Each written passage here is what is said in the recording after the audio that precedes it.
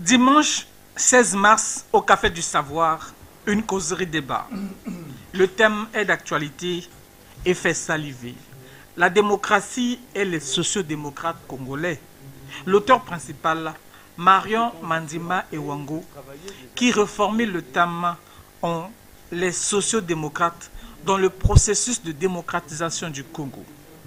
Avant l'ouverture des débats, mot de circonstance du président du Café du Savoir. À titre de rappel, le Café du Savoir se veut un espace de débat, d'échange de vues, de partage du savoir et de la connaissance. Les conclusions des débats du Café du Savoir sont disponibles en support DVD pour ceux qui téléphonaient tout à l'heure pour savoir. Et après chaque causerie débat, nous publions des actes de notre laboratoire d'idées qui seront bientôt consignés dans un livre intitulé « Le chantier d'une vision, les réflexions et le débat ».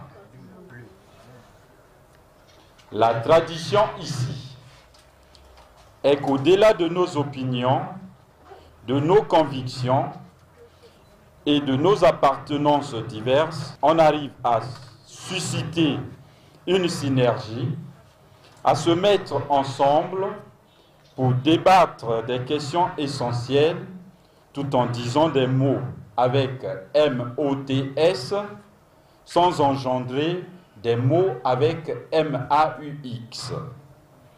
Ici, il est proscrit de se rentrer dedans, il est proscrit des attaques personnelles. Nous créons juste un espace de débat intellectuel. Après, Marion Mandima Ewango déroule à son tour son sujet, après que le modérateur du jour, Camille Bongou, le lui autorise.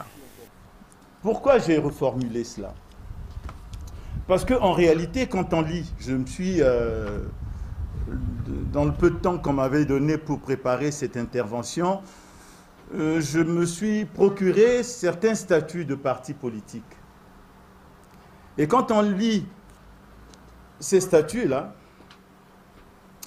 l'orientation affichée présente souvent un référentiel socialiste, que l'on se situe dans l'optique social-démocrate,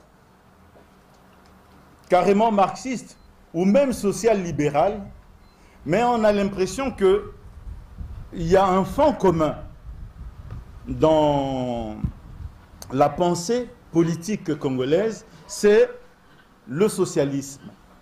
Alors s'il y a ce fond commun, est-ce que ce n'est pas parce qu'il y a un besoin justement de socialisme? Ce qui m'a amené à m'interroger de ce que, est-ce que le choix du modèle socialiste dans sa diversité, tant historique que factuelle, n'est pas simplement le fait d'un besoin, d'un ressenti, d'une nécessité de notre espace politique. Cela que l'on regarde du côté du MCDDI avec son principe de développement intégral, que du PRL avec son principe libéral de la res publica, ou du PCT avec son réformisme marxiste, ou même récemment, il y a eu une coalition qui s'est formulée autour de Bonaventure Mbaya en tant que représentant africain de l'internationale socialiste, un groupe de sociodémocrates. On sent qu'il y a un frémissement autour de cette thématique socialiste. Ceci considéré, pourquoi alors cet engouement pour le socialisme? Et pourquoi plus particulièrement la social-démocratie? Comment se fait-il que cette promiscuité idéologique n'influe pas un rapprochement de programmes politiques et au demeurant une dynamique de gouverner ensemble? Or, dans le contexte congolais, on a l'impression que, en fait, la social-démocratie se présente comme une alternative à ce qui se fait aujourd'hui, malgré le fait que le parti central de notre système politique, le Parti congolais du travail, se réclame également de la social-démocratie.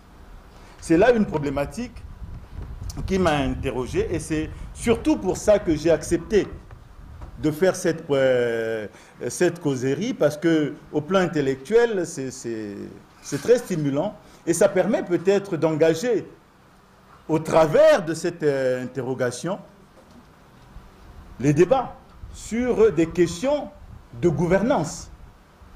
Parce que comment se fait-il qu'une idéologie qui est le référentiel du parti majoritaire soit partagée par une grande partie des partis de l'opposition?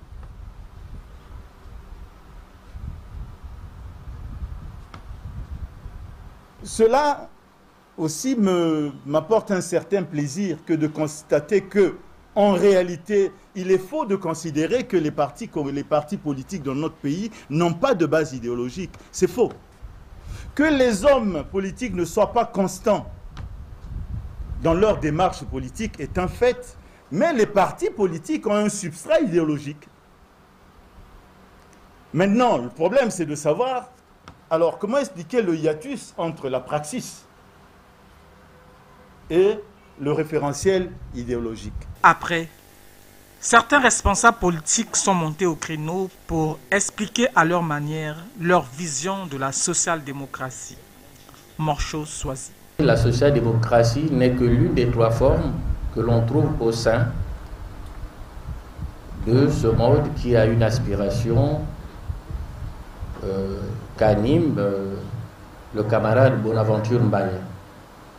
Et l'Union panafricaine pour la démocratie sociale s'est inscrite, non pas seulement du côté du socialisme comme tel. J'ai assisté ce jour à une autre conférence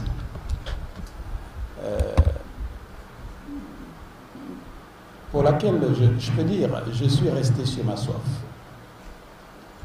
L'inconvénient de cet exposé, à mon avis, c'est le fait que le conférencier a voulu aborder beaucoup de thèmes dans un seul. Au point que j'ai craint que l'on soit passé à côté du thème lui-même.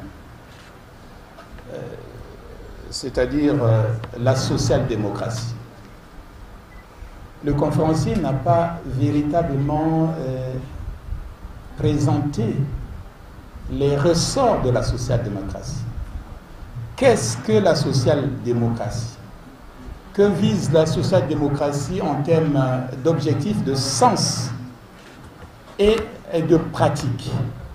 Parce que si on était parti sur cette logique, on comprendrait mieux la pratique congolaise. Que la social-démocratie demeure la manifestation primaire des intellectuels bourgeois de gauche, qu'ils soient en Europe ou en Afrique. Il n'y aura pas de social-démocratie, ni tout ce que vous voulez, si vous n'avez pas de considération pour vous-même.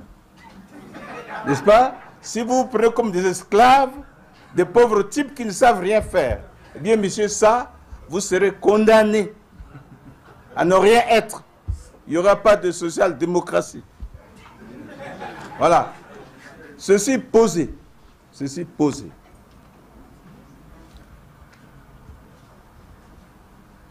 La social-démocratie a un échec qui est patent et qui explique tout le reste dans notre pays, c'est que nous n'avons pas pu,